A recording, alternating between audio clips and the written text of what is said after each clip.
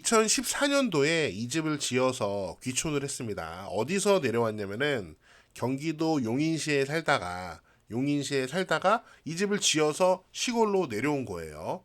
집을 지어서 내려왔으니까 귀촌에 대한 여러 가지 꿈을 갖고 내려왔겠죠. 시간이 많이 지나고 이 집이 경매로 넘어갔는데 저는 진짜 이런 거를 처음 봤습니다. 작년 말일에 강제 경매 개시 결정 등기가 됐는데 여기 보시면은 경매 신청 채권자가 땡땡리 마을회. 여러분 반갑습니다. 시촌입니다. 저는 경매 물건을 분석해 보면서 어떤 특이한 것들을 여러분에게 소개시켜 드릴까 이런 고민을 많이 하는데 저는 진짜 이런 경우는 처음 봤습니다. 어떤 집인지 현장을 간단하게 살펴보고요. 경매 물건 분석해 보면서 어떤 내용인지 한번 같이 따라가 보도록 하겠습니다. 우선 현장을 보겠습니다. 현장은 엄청나게 무지막지하게 시골입니다. 딱 봐도 와 진짜 산골이다. 여기가 어디냐 이런 생각이 들 정도로 무지막지하게 산골인 동네입니다. 그런데 오늘 영상에서는 제가 여기가 어딘지 말씀을 드리진 않을 겁니다. 왜냐면은 억측을 피하기 위해서 최대한 객관적인 이야기만 한번 해볼게요. 그리고 판단은 여러분 각자 알아서 하시고요. 만약에 여러분이 경매 물건 검색해서 이거 찾아도 막 댓글에다가 여기 어디네 이런 언급을 하지 마세요. 싹 다 지워버릴 거예요. 아무튼 한번 살펴보도록 하겠습니다. 여기는 땅이 100평이고 집이 25평. 아담합니다. 딱 적당하죠. 집이 이렇게 생겼습니다. 저는 이 집을 딱 보고 통나무 집인 줄 알았는데 건축물 대장을 보니까 경량 철골 구조라고 하더라고요. 그러니까 겉에다가 외장을 나무로 이렇게 한 것 같아요. 2014년에 사용 승인을 받았고 제가 서두에서 소개했지만 이 집은 용인시에 사는 분이 2014년에 이 집을 지어서 내려오신 겁니다. 집을 지은 지 이제 10년이 넘었고 확실히 세월의 흔적이 느껴집니다. 처음에는 집이 이렇게 많지 않았을 겁니다. 시골에 살다 보면은 아무래도 마당도 있고 창고도 있다 하다 보니까 점점 짐이 늘어요. 제가 시골에 살아보니까 그래요. 공간이 넓으니까 짐이 하나 두 개씩 늘어납니다. 그래서 시골에 살면은 잘 갖다 버려야 됩니다. 저는 어제도 좀 갖다 버렸습니다. 버릴 수 있는 거 버리고 고물상 갖다 줄 수 있는 거 갖다 주고 아니면은 당근에다가 나눔해요. 그럼 사람들이 또 가져가요. 그렇게 좀 치워야지 이게 짐이 안 쌓이는데 이 집은 좀 짐이 좀 많이 쌓인 것 같아요. 시골에 살면은 제가 보기엔 다 그렇게 되는 것 같아요. 자연스러운 모습이고요. 자, 아무튼 요 집을 뒤에서 보면 또 이런 모습입니다. 이 연통이 있는 거 보니까 아무래도 이게 그 구들이 있는 것 같고요. 이게 지금 화목 보일러는 아니고 굴뚝이 바닥에서 올라오니까 아마 구들이 있는 것 같고 뭐 자연은 진짜 끝내준다. 그런 동네에 있는 집이에요. 평면도 한번 보면 이렇게 생겼대요. 자, 이렇게 현관 들어가서 거실 있고요. 그 다음에 여기 화장실, 부엌, 방이 있네요. 그 다음에 보니까 여기 방이 하나 더 있네요. 방이 하나 더 있고 화장실 있고 여기 창고.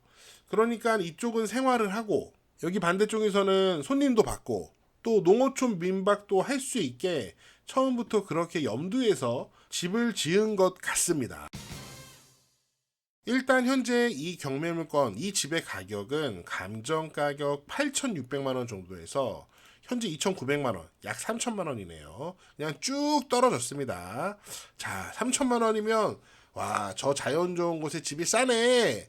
이렇게 생각할 수도 있는데 자, 한번 내용을 좀 더 꼼꼼하게 보도록 하겠습니다. 앞서 설명드렸지만 원래는 경기도 용인시 수지구, 또 용인 사람들은 수지하고 수지가 아닌 곳을 구분하는 사람도 있다며요. 아무튼 거기에 사시던 분이 2014년도에 이 집을 지어서 내려왔습니다. 주소도 전입을 했어요.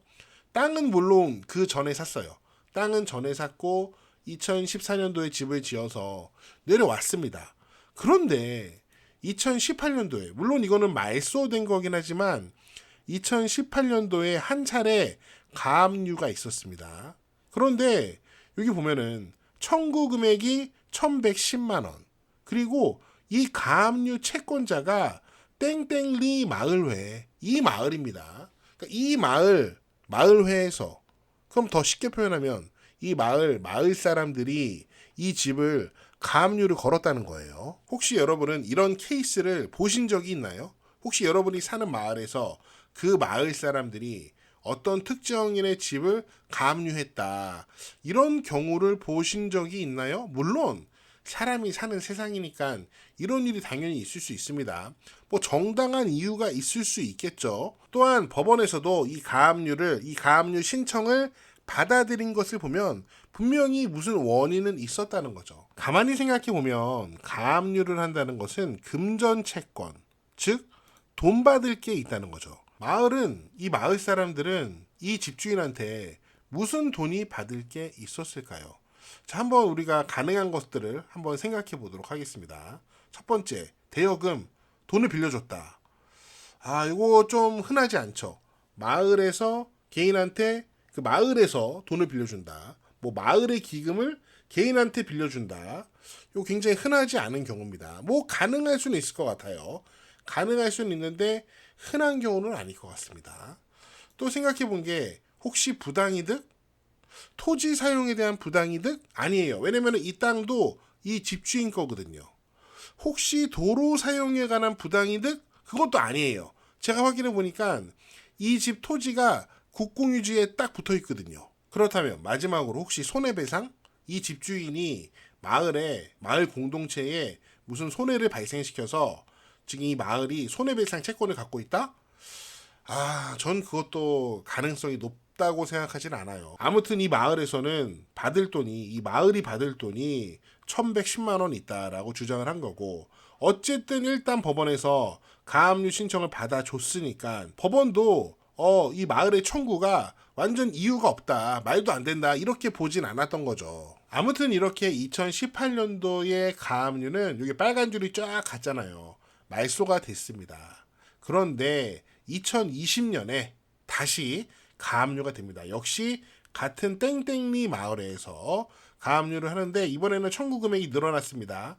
1110만 원에서 1650만 원 정도, 50만 35,430원 금액이 더 불어났죠.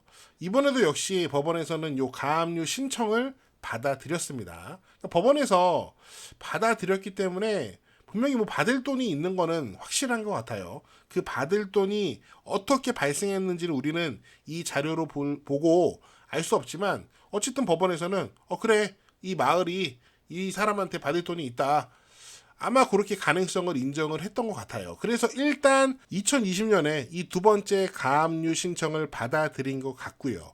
그리고 이 가압류가 현재 이렇게 본압류로 이행이 됩니다. 가압류 후에 본안 소송에서 이 마을이 승소를 한 거겠죠. 그래서 2024년 12월 31일 이렇게 강제 경매 개시 결정 등기가 돼요. 야, 이게 몇 년입니까? 4년 동안 이렇게 된 거예요. 그래서 이 마을에서 결국 현재 경매를 신청하게 됐는데, 뭐 자세한 내막은 우리가 마을 사람들이 아니니까 모르지만, 만약에 제가 이 집 주인이라면 이렇게 가압류 되고 마을에서 갈등이 있었잖아요. 그때 이제 마을에서 이 집을 팔아버리고 빨리 나왔어야 되는데, 문제는 아마 이 집이 팔리지 않았겠죠. 아마 이 집주인도 이 집을 팔려고 노력을 했을 것 같아요. 제가 만약에 이 집 주인이었다면 이 마을 사람들이 우리 집을 막 가압류하고 우리 집을 마을 사람들이 경매로 넘기고, 물론 법원에서는 이 집주인이 마을에게 줄 돈이 있다, 요거는 인정을 한 거예요. 그렇더라도 제가 이 집주인 입장이라면은 잘잘못을 떠나서 굉장히 심리적으로 힘들고 답답했을 것 같아요. 자연에서 한번 나 행복하게 살아보겠다, 이런 마음으로 집을 져서 내려왔을 텐데, 내려와서 얼마 되지 않아서 어떤 건지 모르겠지만 마을 사람들이 우리 집을 가압류했고, 그런 게 계속되어서 결국 집이 경매로 넘어갔잖아요. 이거는 좀 참 여러 가지 생각이 드는 대목입니다. 여러분은 어떻게 생각하십니까? 영상에서 여러 가지 가능성을 따져봤는데, 이 마을 사람들이 이 집주인한테 받을 돈, 그 돈은 어떻게 발생을 하게 된 걸까요? 여러분 그런 의견은 자유롭게 남겨주시면 좋을 것 같고요. 아무튼 저는 이 경매 물건을 보면서 참 씁쓸하다, 뭐 잘잘못을 떠나서 참 씁쓸하다, 이런 생각이 들었습니다. 제가 준비한 내용은 여기까지고요. 다음 영상에서 더 재미있고 유익한 내용으로 돌아오겠습니다. 여러분, 시촌 어게인!